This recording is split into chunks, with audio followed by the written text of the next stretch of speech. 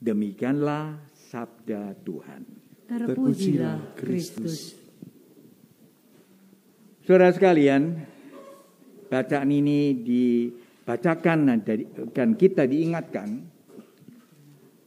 kehidupan orang Farisi sebelum kedatangan Yesus memang hidup berdasarkan hukum Taurat. Artinya hukum-hukum itulah yang menjadi petunjuk dia untuk menjadi orang yang taat, orang yang kudus, boleh dikatakan yang taat akan perintah Tuhan.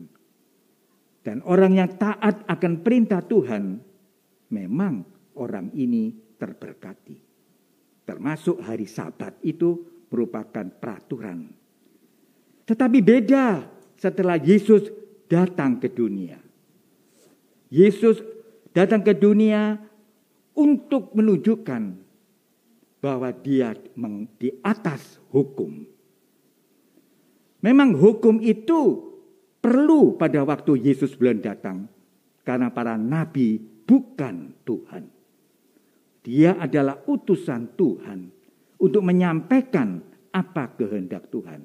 Jadi hukum itu boleh dikatakan pegangan yang menjamin orang itu adalah baik. Dan orang dulu, orang yang menjalankan hukum yang baik, ya orang yang suci juga. Tetapi Yesus tahu yang membedakan adalah mentalitas. Yesus datang untuk mengubah cara berpikir manusia. Mengubah bukan berlawanan dengan hukum, tapi menyempurnakan arti hukum. Supaya manusia tidak menjadi munafik. Kalau tahu bahwa di atas hukum adalah Tuhan, tapi dia seolah-olah sok taat, sok menjalankan ketakutan tanpa alasan. Maka hukum itu membuat orang itu menyempitkan diri. Karena itulah maka Yesus bukan melawan, Yesus membuka mata. Yang dikehendaki Tuhan itu bukan taat hukum, tapi belas kasihan. Pikiran yang benar. Mungkin Yesus punya pertimbangan. Memang makanan-makanan yang disediakan itu untuk para imam. Karena ini makanan yang suci dan imam mengerjakan pekerjaan yang suci. Sehingga siapa yang memakan ini, ya orang itu tidak pantas. Tapi Yesus melihat lain.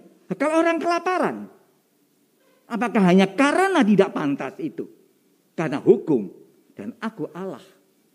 Jadi yang penting itu adalah orang itu punya hati atau tidak. Bukan berarti Yesus menganjurkan orang langgar semua hukum. Tidak. Ini saya katakan, kita orang Katolik banyak kali mengatakan, aku mencintai Tuhan. Tapi dalam perbuatannya, memakai dasar hukum, dia tidak mencintai Tuhan. Karena dia tak tahu mencintai Tuhan bagi memberikan apa yang ada pada dirinya, berkorban. Hukum bisa menutupi itu. Itu yang disebut kemunafikan.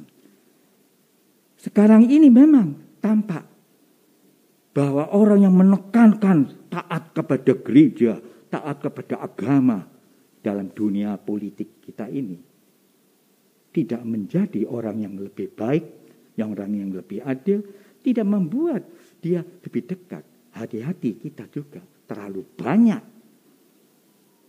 Sok ini, sok itu, sok suci.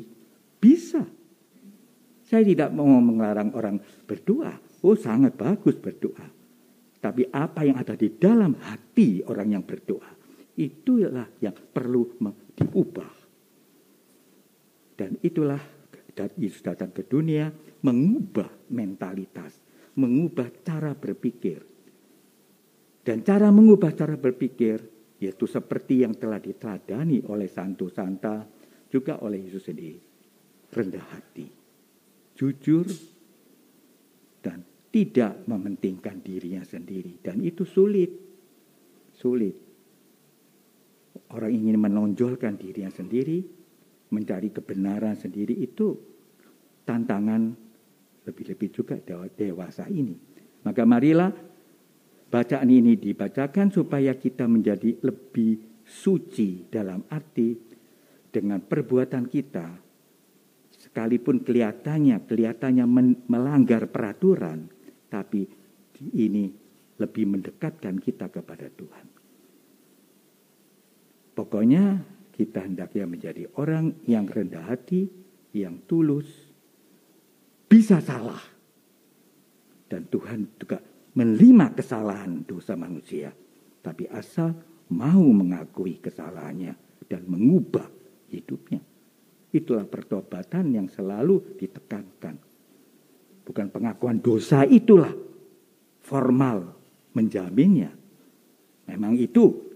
Tetapi bagaimana perlakuan kita di dalam mengaku dosa itu dan mengubah perjuangannya, mengubah hidupnya. Percuma mengaku dosa begini, tapi di rumah tetap tukaran dengan suami, istri. Hanya mau aku yang benar. Banyak orang itu membenarkan diri. Juga para imam. Apakah dengan mengorbankan misa itu dia lebih baik? Mestinya harus lebih baik memang. Tetapi mengakui kita harus menjadi lebih baik lagi. Dengan mengakui bahwa selama ini memang aku kurang baik. Dan kita selalu mementingkan perubahan hidup dalam. Ini mumpung kita dalam perjalanan tahun baru ini. Bagaimana membina keakraban itu yang ditekankan dalam keluarga. Keharmonisan, kerukunan. Bukan orang mengikuti organisasi ini otomatis bahwa dia lebih rukun dalam keluarga. Belum tentu.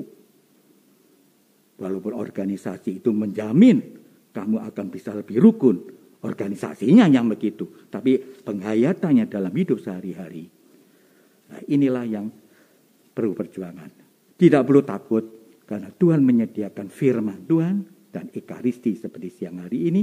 Supaya kita menjadi lebih punya kepedulian kepada Tuhan dan kepada sesama.